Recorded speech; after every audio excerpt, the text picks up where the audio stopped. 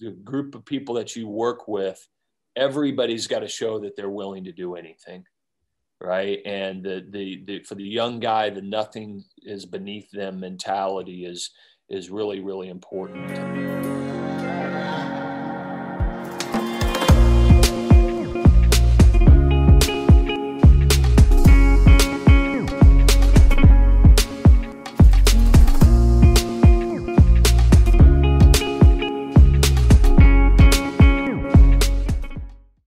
All right, we are back with another episode of Champion School. Champion School, where the greatest minds in the game sit down with us and have a nice chat. Today we have Brian O'Connor, head coach at the University of Virginia.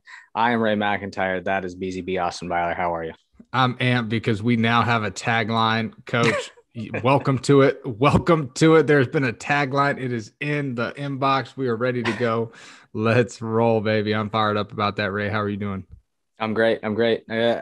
Give some daps to my boy up here. I don't know if you guys can see that, but big shout out to Mike, Mutant Printing, Snarky Cancer. Got my pod set up, hooked up officially. So I'm psyched on that. MLU is thriving. We are very, very busy with the schedule coming up. Really excited about getting back. Well, you're getting back to NorCal. I live here, but getting back to some of these smaller towns up here, Maxwell, Wairika. I know Reno's a spot that we're going to be, K Falls, Tule Lake a little bit later in the year. Are you excited about getting back to NorCal? What else does MLU have coming up that the people need to know about? Yeah, super pumped to get back up to Maxwell. It's an awesome little town there and obviously close to your hometown in Winters, which there's a great burrito truck there and taco truck. Man, it is so fire. I got 2 burritos last time, I think. So I'm more excited for the food than anything. But no, we're pumped to get back up there. We'll be in Maxwell March 5th and 6th. We're going to run baseball and softball that weekend. And then we will be in Wairika the following weekend and then Casper, Wyoming the next. So March is going to be a busy month with some travel. It's going to be fun to get back on the road again with Coach Ray. It's been a long time since Coach was out at coaching with college baseball. So he was kind of on a little hiatus, wasn't able to get out there to the camps and clinics. So it's been a while since we've linked up for one of these. So it's going to be a lot of fun, man. We're super excited. And then headed into the summer, man, we're trying to get the summer lined up and dialed in. We've got roughly 7, 8 locations, maybe 9 locked in. And now we're just kind of trying to fill in the months of June and earlier July. So if you have a spot and a location you like and you want us to come out there, let's make it happen. If for those people that are trying to get involved or come to one of these camps or even see where all these places are, where do they need to go to get signed up? MajorLeagueUniversity.com. We'll have all the information on there. We don't have the summer camp set up yet on there for purchase, but we'll have those up here hopefully by the end of the month once we get some fields locked in for a couple of those. So that's where you'll go to find most. If you cannot find it there, just email us info@MajorLeagueUniversity.com and we'll point you in the right direction. Some of them might be through the organizations that we're putting them on with. So if that does happen and you're looking for your spot, it's not up there, email us. And if you want to get involved and host something in your area, feel free to email us or message us on any social media platform, and we will get back to you ASAP and get something lined up for sure. Yeah, we've been adding a lot of things on. Obviously, the Project Sandlot side where we're trying to balance this. Hey, we still have to make money on some major league university camps, but we're still going to be providing free camps for, certain areas that need it and people that have reached out within that community. So those things are taking off. If you want to purchase one of those and help out with the free camp side of things, or even bring one of those to your community. I know we've had a couple people already lining things up that have purchased POBs, and it's like, hey, I bought this cartoon character and now I got a free camp in my area, which is cool. So if you want to get one of those, projectsandlotmint.com. We're actually in the midst of rebuilding that website. MLU will also be getting a makeover in due time. So stay tuned for that. I think the other thing too, cool. We've been doing a little bit of updates on the social media side is Linktree is, or actually link.bio is officially up in Twitter. I think actually all of our socials, probably Instagram, TikTok. I think it's up on everywhere now. That's going to be a quick link. You'll be able to see all of our links and access that right away. So check that out. And the other thing, the subscribe to brand new Twitter has a blog post now. So it's going to be the same exact blog that you guys are getting weekly. If you are a subscriber to our newsletter, it's the weekend rotation. It comes out Monday mornings. But if you're not, and you are on Twitter a lot, this is a good way to access it. It'll have every post moving forward now on there. So you'll be able to check it out, and you won't have to go into MailChimp or into your mail to get that. So just a new way to get it, new access link. And that's going to be on the Major League University Twitter, which is at Major University on Twitter, correct? Yes, sir. Okay. There it is. You can bobble that one. I know it's tough. So I think that's going to do it from the MLU side. Let's get into the good news of the week.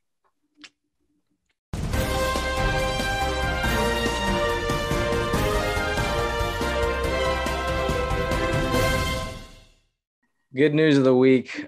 First of all, upcoming in 2 weeks, I believe from this time, we have some great guests coming up on our podcast. It's JP. Get big time shout out to JP for lining up all these incredible guests. But Marissa Young is a head coach at Duke softball. She'll be coming up in, I think, 2 weeks. After Bianca, who is a head coach in professional baseball, which is just incredible. So check her out. But Duke softball off to a 4-1 start. They were out in your neck of the woods this last weekend. Big news. They won over OK State. I think they were number 3 or number 4 in the country. They lost the tight one to ASU at ASU, walk off at home, a home field advantage. It's going to happen sometimes, but great start for Duke softball. And really excited to show the people that interview coming up. You didn't get a chance to make it out, but the talk with Marissa was awesome. So thoughts on Duke softball moving into the year? Yeah, you can definitely see why they're going to have a ton of success and will have success for a long time. She runs a great ship over there, has amazing assistant coaches, which I think really is the makeup of all great teams. It's not always just the head coach. It's the whole entire coaching group and staff together doing things the right way. And everybody has some unique skills and gifts that they can bring to the table. So just hearing her dive into her coaching staff and the players that she has and the standards that she sets and the expectations and the mission and the vision, it's right up our alley. It's everything we love to talk about. And there's no secret to why they're going to have a ton of success this year, and they'll be creeping in to the top 10 if they're not there already. So we're pulling for them definitely. And it's a great interview. Look forward to it. Look out for it. It'll be on all the social media platforms all over the map. You'll be able to find it pretty easily. I read into their weekend. They had some girl on the team. She's a senior. She leads I think she has the record for the school for home runs already. And she has another year, right? And she hit 3 this weekend. I think she batted 700 and hit 3 taters. It goes right. It doesn't hurt. It doesn't hurt. Do we move the fences? I don't know. Who knows? So that's number 1. Number 2, and this is going to be a little more global. It's on the global scale with global sports. Senegal wins the African Cup of Nations, and let me tell you why that's important. They won 4-2 over Egypt, and it was a extra time game that went to penalty kicks. But the guy that kicked the winning penalty kick, his last name is Mané. I'm sure I mispronounced that, but it's Mané. Kicks the game winner and has had an incredible year. This is why it's important. Mané, in the first round of playoffs or whatever, goes to the hospital, has his concussion or something. While he's in the hospital, a boy pulls into the ER next to him who got hit by a motorcycle or in some crazy accident. Mané pays for that kid's all of his bills to make sure he's good, right? And as he's getting out of the hospital, he also that week flew in 50 people from Senegal because they can't afford it to come watch this whole event. And they took care of that. And then he comes up and he kicks the game winner. I'm a firm believer in good things happen to good people. Even if it doesn't happen right away, it always comes back around. But I was just so jacked on hearing that. Like, I don't watch a ton of soccer. I know that's the biggest sporting event in Africa at any point during the year. So for them to make that happen and bring in all those people, those Senegalese people in to watch, it's just so awesome. So I don't know. What do you think? Yeah, that's incredible. I never even knew that there was a tournament out there. So maybe I need to get more cultured, but that sounds amazing, man. And just his impact to be able to pay for the kid next to him and then bring people in. I mean, that just shows his selflessness and how that gets rewarded in the future. So pretty cool story that he gets to kick the game winning goal too. I mean, out of everybody, he wins the game. Like, that's such a great ending to a story there. So I think it's awesome. I love what he's doing and what a great impact he's made on those people's lives. For sure, changed their lives forever. 100%. And I one quote stands out, and I'll read this before we kick it into the interview. But he said, "Why would I want 10 Ferraris, 20 diamond watches, or 2 airplanes? I built schools, a stadium. We provide clothes, shoes, food for people who are extreme poverty. I prefer that my people receive a little of what life has given me. It's just like, that guy's a winner, Dude, throw it on a Canva for us. Let's go. Get that up and right. flowing, dude. That is coming out. legendary. It'll be out. So, wow. Yeah, we'll pull that up. I'll probably make a 4-part piece, and throw it up on the Instagram before 11 o'clock today. So, on it. Let's get into the interview again. Brian O'Connor, you had already mentioned it, and we'll tap into it a little bit right in the interview, right at the start, because I think you just kind of rolled through it. But his resume, just ridiculous. I know. I guess the highlight would be the 2015 World Series championship, but he and his teams had made multiple runs to the World Series, which is hard enough to get to at any point anyways. And I think 3 or 4 50-game seasons that you had mentioned a couple of times, which is just wild. So without further ado, let's dive into this thing. Coach O'Connor.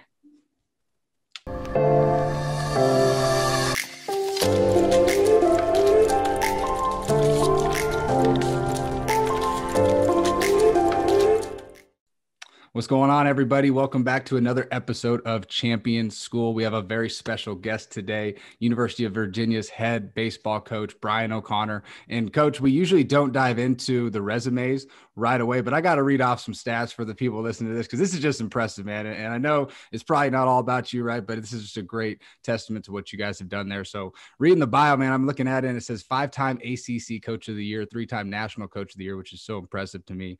The stat that stands out to me the most out of all of this is 4 50-win seasons. I mean, it's hard to win college baseball games in general, but 4 50-win seasons, 14 straight NCAA tournament appearances from 04 to 17, and then 5 College World Series appearances, which is what we all want to do. And obviously 2015, the champions, got to meet some of those guys out there in pro ball for a little bit too. So Coach, welcome to the show, man. How you doing today? Great, Austin. Thanks for having me on. It's an honor. I'm excited to get a chance to sit and talk with you guys a little bit. Thanks for that great intro. It speaks to good players, right? Great players. Talent certainly solves a lot. And we've been fortunate here over the years at the University of Virginia to have some really skilled players, but also, a group of guys that, were about the group rather than themselves. And we've had some pretty special ball clubs. So I appreciate that introduction. I've been fortunate to be here starting on my 19th season at Virginia, and it's a special place. And certainly you've met some of our guys out there in pro ball that have taken their talents to the next level. And so proud of all those guys, and just proud to be the coach. And I'm looking forward to chatting a little bit today. It's amazing to see it, because on the outside, you're like, man, there's like, what are they doing? Like, what's the secret sauce? Like, how do you keep winning? Obviously, there's talented players. But before we even dive into that, what is kind of like your story and background now getting into coaching? What really led you to have that passion for coaching? Who inspired you to get into that? And then what's kind of led to some of this longevity to continue this path? Well, thanks for asking. Obviously, we all are impacted by people in our lives that help shape and mold in what we do along, certainly along our journey. I was fortunate. I played college baseball at Creighton University. My college coach that recruited me and coached me for my first 2 years was a gentleman by the name of Jim Hendry. Jim is currently the assistant general manager at the New York Yankees. Prior to that, he was the general manager of the Chicago Cubs for a decade. And so, prior to that was used with the Florida Marlins. But Jim recruited me to Creighton in 1991. We played in the College World Series. He was the head coach, and he changed my life, Austin. He made such a profound impact on just the way I thought, not just about the game and the way I approached the game, but just life, and how you can influence other people and what it takes to just really get after it and work hard. And Jim was an example to me that if you get out there and you grind and you work hard and you deal with young men the right way and run a great program, what you can accomplish. And here he, as the leader of Creighton's program when he was the head coach, took Creighton to the College World Series, and who would have ever thought that that could happen? Well, this man did it, and I watched it happen and saw the blueprint for it and said, as I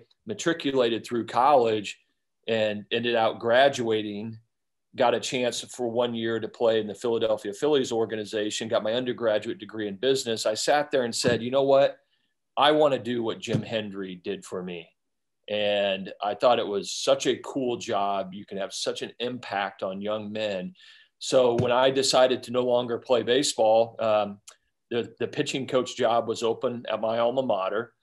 Jack Dahm was the head coach at that time. He hired me as his pitching coach. I was 22 years old, right? And I was coaching guys on pitching that I had lived with the year prior. They were my teammates.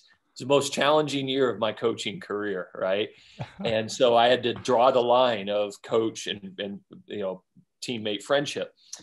And so fortunate that Jack gave me that opportunity there to learn as a young pitching coach. After a year there, I left and became the pitching coach and the recruiting coordinator for Paul Maneri at Notre Dame. Paul was at the Air Force Academy. He got the head coaching job at Notre Dame, and he hired me as a top assistant to do the pitching and recruiting. I was 23 years old and stayed with Paul for 9 years. Got the job here at Virginia when I was 32 as the head coach. And I'll tell you, the two, other than my father, the two biggest mentors in my life are Jim Hendry and Paul Maneri.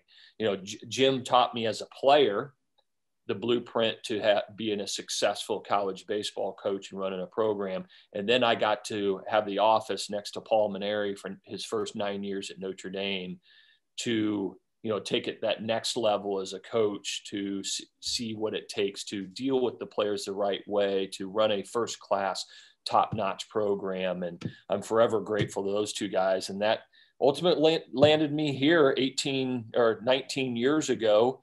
And have been here ever since, and just fortunate to be here. So that's a little bit of my backstory and the people that in the game of baseball. There's a lot of other ones, but those two guys, Jim Hendry and Paul Maneri, made the biggest influence with me because I was in the dugout with them and got a chance to see firsthand what you can actually do as a college baseball coach. It's absolutely incredible. And I know for Ray and I, we love hearing stories of who's made an impact in our lives, like kind of where's those opportunities at. Something we always tell our teams is like, hey, life is full of opportunities. Are we ready for them? Are we going to make the most of them?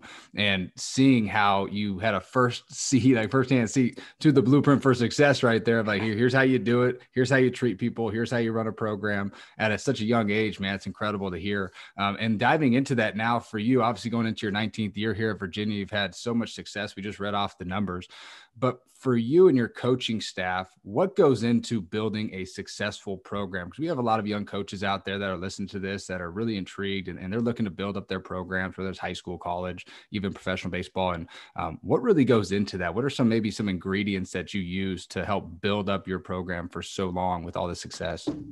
Well, there's a lot that goes into it, right? We can talk about acquisition of talent, and we can talk about a lot of things, but it first starts with us, right? It starts with the leaders of the program, us as coaches. And, maybe some qualities that it takes for, a coach for people to be effective and successful at a really, really high level.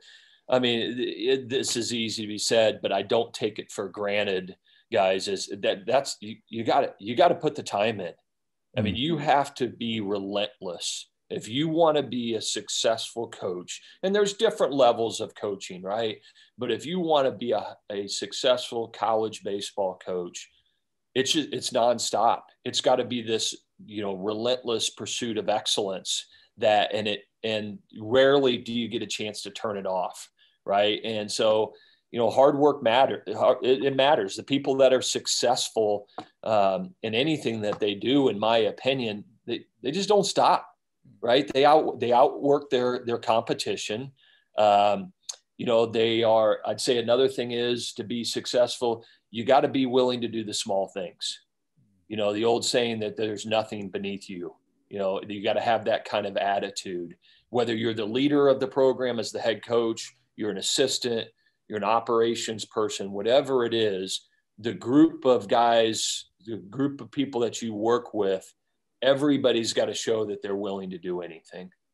Right. And for the young guy, the nothing is beneath them mentality is really, really important. And then I think, having an ability to be a strong communicator is important.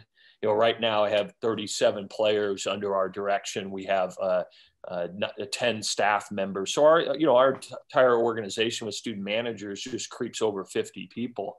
And you better be organized. You better be a good communicator, right? Because those people are counting on you. And so in order to do that, you gotta put the work in, and you gotta put the time in to be able to communicate with them, effectively. Another thing I'd say, Austin, is that as a young coach or working on a staff of people, loyalty is the number one thing for me. I got to believe, the other coaches got to believe that the people to their right and left are going to stay true to them. We might not always agree with what the right thing to do is, maybe teaching this particular thing or making this decision with the team at a particular time. But when we walk out these doors and we're with the players, things like that, we're a unified group. Right. And I tell the players this all the time: nothing will tear apart an organization quicker, whether it be on a coaching staff and support staff, or whether it be within the players of the team or collectively as the entire group. Nothing will tear us apart quicker than disloyalty. Right. If we have players talking behind the coach's back, or coaches talking behind the other coach's back, or players behind players, I don't care what level of talent we have, we don't have a shot. So I think that's important for young coaches to learn, that all of those things that I'm talking about they're vital to be successful. But when you're working with other people, while you're there, loyalty is critical. And those are just a few of the things that I think that it takes for somebody to be successful in this profession. It's really good. And I'll ask one more question before I kick it off to Ray. But I love the fact about the communication, right? I think all great leaders are really good communicators, and they just clear things up out of the air, right? They just let you know right away up front, and they keep things crystal clear. And the loyalty piece too of buying into the program, something we do. So we go around the country working with athletic programs, all different sports, right? Teaching mindset, leadership, and culture. And it's really fun to see, because you get to see different programs from the college level to the high school level to even some youth travel levels. And you can tell the differences between the successful programs who have had that longevity or are going to, versus the teams that are always kind of floundering and just kind of average, right? And I see a lot of it with the athletes buying into the coaching staff. So I guess the follow-up to that is like, how do you help your athletes, or how do you get your athletes to buy into the philosophy? Because you're recruiting some of the best players. So when you're some of the best players, there's got to be the draft as a distraction. There's obviously the off the field distractions. There's a lot of things that are in these athletes' ears. How do you kind of just close the door on that and get them to buy into the philosophy of your program and of your coaching staff? And maybe it's through that loyalty and communication, but just to get that buy-in from the player side of things. Yeah, well, Austin, there's a lot that goes into that, as you know, and it starts, hey, let's be honest, we're recruiting a lot of these kids when they're 14 and 15 years old now, right? I mean, we're getting kids that the elite level college baseball is getting kids to commit to their programs when they're freshmen and sophomores. So the relationship starts then, and I always look at acquiring the player, that's just the beginning. Right. That's not the end. Okay, we got the player. Now let's move on. That starts the relationship. So it's incumbent upon me and the rest of our staff to start to build that culture as they're moving through high school, to continue to communicate with them on how our team's doing, how things that are happening. I actually send them a lot of leadership type stuff when they're in high school and things we're doing, so that when they enter the program, they've got a good, strong foundation for what we believe in. So that's on us, right? That's on us to connect with them, so that when they get here, they understand, hey, this is the level of expectation and the culture of our program. And then what you do is you get them in the program, and then you expose them quickly to the guys that have already learned it and are living it, right? I look at our team last year as an example. We have this magical run to Omaha. We won 6 elimination games in the regional and super regional, and we have half of our team back from last year. Well, those half that club that's back, the wisdom that they can impart on these new guys that are in the program, the transfers, the new freshmen that are in here, is significant. It sounds different and sinks in different when they hear it from them, a teammate, than it even does from us. We have certainly a huge responsibility in it, but it's also, internal, that, teammate to teammate, former players. We have a bunch of guys in pro ball that are currently playing pro ball that are back here working out with our guys. For our players, our new guys, to see them and have small conversations with them about, their experience here and the things that are important and the lessons that they learned are so, so valuable. So that's how you do it. And when you have a good program and you have a good culture, in my opinion, it's just passed down, right? And it transcends from, one year to the next. And so those things live on and they're passed on. And you've met some of our guys out there, and then you hear from those guys, hey, what was it like at Virginia? You said it earlier, what's that special sauce that's happened at this program versus somewhere else? And those really great programs, that's what they have. And so it takes a lot of work, like you said, the communication. I just believe that, effective and successful people, let me tell you, when they're effective and successful, they get very frustrated with people who don't value communication. Oof. Right? And so you, as the leader and as the leaders of the program, the coaches and things like that, we've got to go out of our way to make sure we communicate with them constantly. What are our standards? What are our expectations? And that starts when they're 15, man. Oof, that's really good. And kind of building it up, right? You're just kind of building up. I love that you send them some leadership stuff too, to just kind of equip them. So now they're coming in at this higher level. They kind of expect what they're going to get when they get there, and they know what they're going to get. But Ray, I'll kick it off to you, man. Yeah, Coach, you had talked about some of those players. Your team was so fun to watch in that postseason run last year. One guy that clearly popped up a lot was Steven, and I don't want to botch his last name, but Schuch. Is that it? Shock. Shock. Okay. Can you break down Steven for us? He reminded me a lot of Robbie Medell when I was at Arizona. Very outspoken young man. Yeah. Well, I love Steven. He made a huge impact in our program. He was a transfer here to come to graduate school. His first year was the COVID year, and then last year was his full year with us. And he was, they're all different. You talk about mindset, right? You all brought it up earlier. I just don't believe there's one mindset. I've never believed that we can sit an entire team in a room and say, this is mindset and this is how we react, right? They're all different. They're humans, right?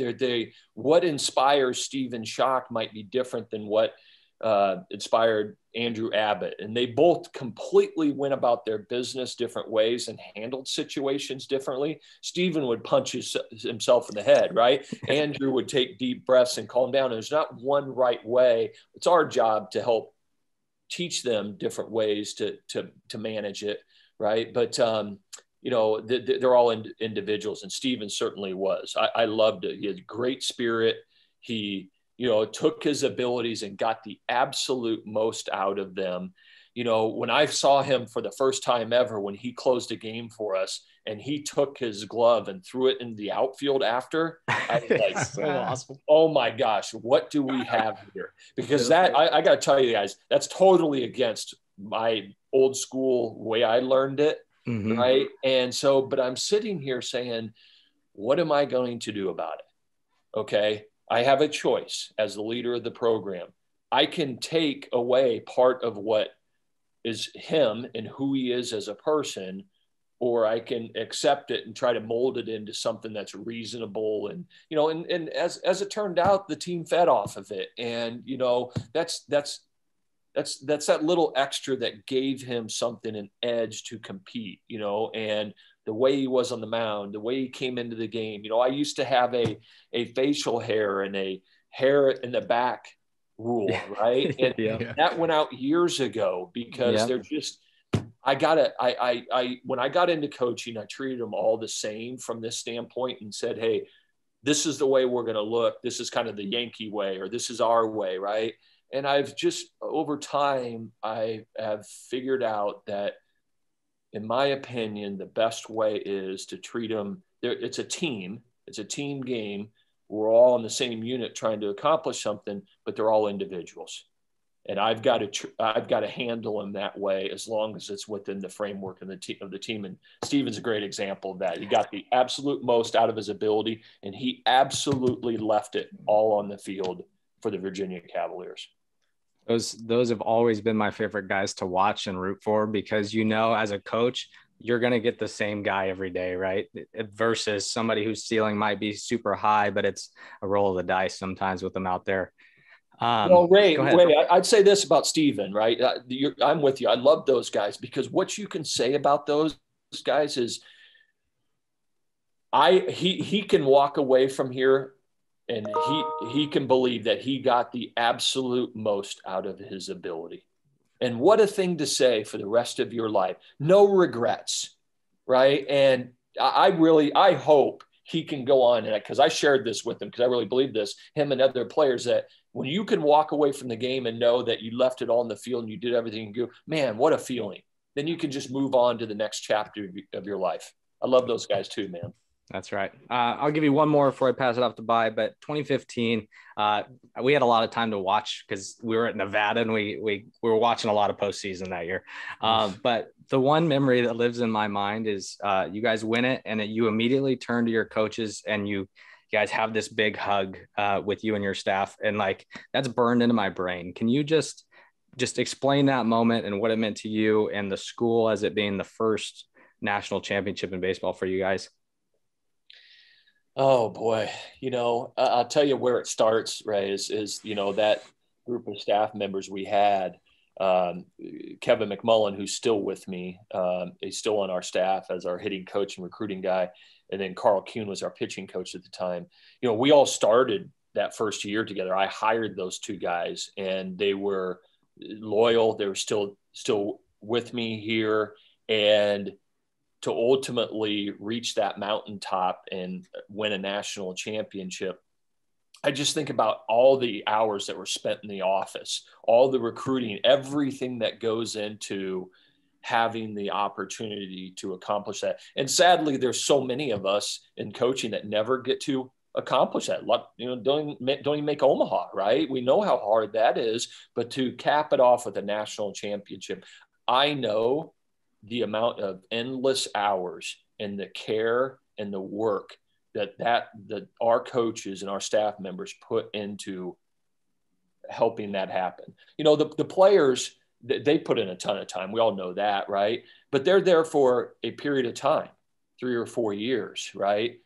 These guys have been there for a long, long time. And there had been a lot that had been built to allow that moment to happen. So just incredibly rewarding. And to know that particular year, right, how we did it, right? And, the year before, our team was so talented and Vanderbilt beat us in the last game. And to our journey that year in 15 to ultimately cap it off with the national championship, just, those are the guys that you want to share it with. Such an incredible experience, man. And obviously that's a childhood dream for all of us. I remember going to that Omaha tournament when I was 13 and watching Cal State Fullerton, ASU, and they had the Beezer bats back in the day. And I'm like, I want to go here and hit so badly. Just let me get in Rosenblatt and go out here and dominate. But unfortunately in that 2015 season, we got a little snubbed. We won't dive into that. We won't open the box. We're not kidding anymore. We're still bitter, but we won't show it. I'm kidding, Coach. Yeah, but it sounds like you still some open wounds there. So. Yeah, I need therapy, Coach. I gotta go. I need a therapist or something to talk to. But I think as we start to kind of get to the end of this, Coach, I love the fact that just seeing the passion in your eyes, man, and seeing how you guys treat your players and how you treat your coaching staff. And for guys like Ray Mack, man, I mean, remember Ray, the next year, 2016, gets to the College World Series. They get in the championship game and unfortunately lose, right? Sorry, Ray, but it was just a great, like watching your journey and seeing all the blood, sweat, tears, all the time that you put in, all the sacrifices you make from your family and financially for some guys too. It's incredible when that all comes together. But you've had so much success. You've had so many professional athletes, some really talented players, obviously some incredibly talented teams winning over 50 games. What still drives you, Coach? Like, what is that driving factor? What motivates you every day to still get up and give it your best, even though you have had some past successes? Yeah. So just to let you guys on a little inside team building stuff, we're in the process right now in our preseason of having each staff member and each player, a few of them every day at the end of practice, stand in front of our group and do a team share, and they actually answer 3 questions. The second question that they answer is their why. Why do they do what they do? Why do they play baseball? What's their inspiration? And I think it's important when we're talking about culture and we're dealing with, young men in a group, that we all understand where we coming from, right? And what motivates us. And, I can tell you for me that, like, you brought up the national championship, man, I'm licking my lips. I want another crack at one of those. Certainly that's a motivator, but it's really why I got into this business. And that's the impact that you can have on people, right? The impact that the way they think, the way Jim Hendry impacted, the way that I think as a player, as a person, the profound impact that you can have on as a coach to a player. Now that might end up having a 10-year career in the big leagues. That would be wonderful. Most of them, it doesn't. Most of them, you're impacting the way they think, the way they attack things, their competitiveness, the way they treat teammates, the way they rise up in challenging situations. It's learned, and that's the opportunity you have, is to teach and develop young people. Now, I'll also say in any of us, right, there's a little bit of an ego, okay? And I think to be successful, there's got to be a little bit that drives you, and that is, like, I love building something, right? I love continuing to make it better. We have more work to do here. And finally, like, I'd share with you, I think to be successful, you can't be afraid to make difficult decisions. And I am still inspired by not only helping our young men, having the great experience they can be, but I'm still inspired about making decisions. I love it, right? I love making decisions. Who's in the lineup? What do you do here then? How do you handle this situation?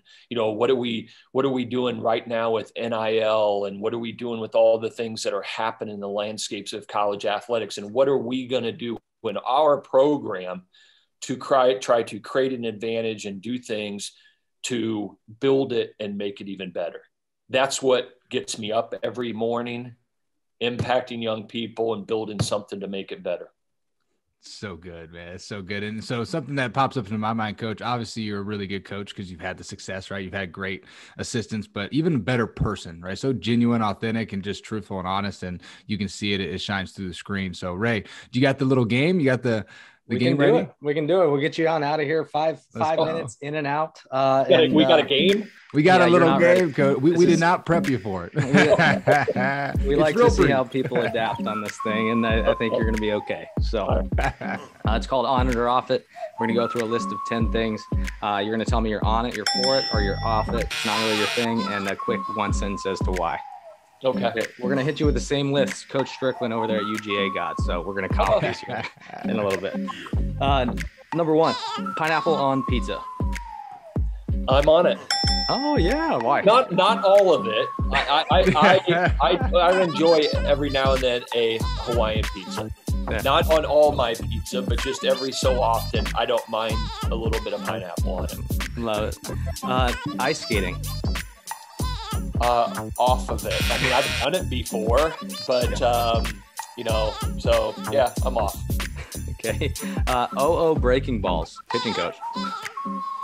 Oh, breaking balls. I'm on it because you have to. If you can't do that, okay, if you can't do that at critical moments at an elite level, I mean, we see it at the highest point in our game. If you can't, spin it from now and then, then you're going to have a tough time being successful. That said, the best pitch in the game of baseball is the fastball. It will always be the fastball because everything works off the fastball. But my opinion is you better be able to do that at times if you want to have a success at an elite level. Love it. Ted Lasso, have you seen it? I have, yes. I actually just started watching it 2 weeks ago with my wife. I got a new iPhone, right? Got the Nice. iPhone, and with it came Apple Plus free for 3 months. Let's So go. we jumped on it, and that's been the one thing that we have, and I enjoy it. I think it's funny. In today's day and age in television, to be able to have a show that you can sit there and laugh at and also have some lessons in it, love it. Yeah, I hear you. Cracker Barrel, the restaurant. On it, yeah. We take our guys sometimes when we're on the road to a big breakfast or something like that at Cracker Barrel. So I'm on it. We don't have it here in Charlottesville, so when we travel in the South and things like that, every now and then we'll hit that Cracker Barrel. Very nice. Jeopardy. Off of it. No, It's a hard off. Yeah, that's a hard off. I just maybe I'm just not qualified enough to answer many of the questions. Yeah. Right. And so it's just, hey, I was the guy that made it through school. I didn't, There you go. So I don't know many of those answers. Thanks. We don't all excel in all areas. It's okay. Expanding the regionals to 32 host sites. I am absolutely on it. Okay. I think if we're going to grow our game of baseball, we need to grow it in more areas. We have seen over the last decade some of the schools that have gotten into the College World Series, and I think it's really great for baseball. They've been able to build their programs and things like that. I think this is one way to do it. To be able to have postseason baseball on 32 campuses would be huge. I tell you that because 18 years ago, the University of Virginia, our first year here, hosted its first regional, right? It was the first regional ever in the history of the state of Virginia. And being able to host a regional on this campus, what that did for our baseball program and building it and to sell it out. And then the next year we had to add more stands and things like that. If you want to grow it, I think this is an important part. I also believe that our game of baseball is played in a 3-game series. So I think we should do anything we can, grow the game and get it to a 3-game series. I like it. Top Gun, the movie. On it, I remember watching it as a youngster. Maverick and whoever, Goose and all the rest of them. So yeah, I'm on it. Okay. Last two, Chick-fil-A. On it. We eat a lot of it on the road, traveling down the road and grabbing it here and there. I like their salad with the chicken in it. Been trying to eat a little bit healthier lately. My wife and I, since the fall, have been on this paleo kick, so I can get there and get a salad and get a little grilled chicken and make good healthy decisions. So thanks. Last one. Yeah. Joey Burrow and the Bengals winning the Super Bowl. Oh wow. All your shot. I'm off of it. I love what he's doing. I love it. I love the Bengal. I love it, but I just think the Rams are going to be too much. So I would love to see them do it though. Yeah, love it. Great job. Go ahead, wrap it up. No, it's going to be a great game. And there's so many lessons that we can learn too, from discipline, from leadership, from culture, just watching the NFL playoffs. Man, I love watching every sport to just see those things and then relate them to our players. But Coach, incredible episode, man. This has been a ton of fun hanging out with you. We definitely appreciate your time. We know you're so busy right now getting ready for the season, but we send you guys nothing but love and blessings going into this year. And if there's anything that we can do on our end to send some support and some love from the West Coast, we're all in, man. So good luck this year, Coach. We appreciate you taking the time with us today, and best of luck this spring, man. Hey, thanks, guys. Thanks for having me on. It was a lot of fun, and let me know if I can ever do anything. Will do. Thanks, Coach. Take care. Right. See you guys. All right, we're back. Coach O'Connor, first of all, thank you so much for joining us. The time that you took to sit down, and I felt like I mean, we were 2 weeks away from the start of season. Now we're much closer, but we're 2 weeks away from the start of season. For you to set aside 45 minutes of your time and just break it down was just so awesome. What'd you think about the interview with Coach O'Connor? That's one of the most impressive things about the last 5, 6, I don't even know how many guests we've had this last month or so that we've been interviewing. And now the people see them later on, but we get them all kind of within weeks of each other, and them being able to take out the time of their day to just sit down with people that they don't even know, or it's not like we have that personal contact with them, and chop it up and be honest and be vulnerable and be open and share their stories and share what's on their heart is just incredible. So I think that was a huge piece. There's no secret to why they've had so much success. Once again, like, he just gets people to be the best that they can. But I love the fact that he's had some challenges throughout his life when he was growing up and all those types of things that have led him to this position and opportunity for what he's doing now at Virginia. So it's awesome to watch it, man. I love what he's all about. I love the mindset, and I love how he gets his players to get the most out of each one of them. And they all have different gifts. He said something about that one dude, you might've mentioned it in there. It was like the guy who's like super energetic and like really pumped up or whatever, but he's like, dude, let him be him. Like, that's him. Let him be him. Yeah.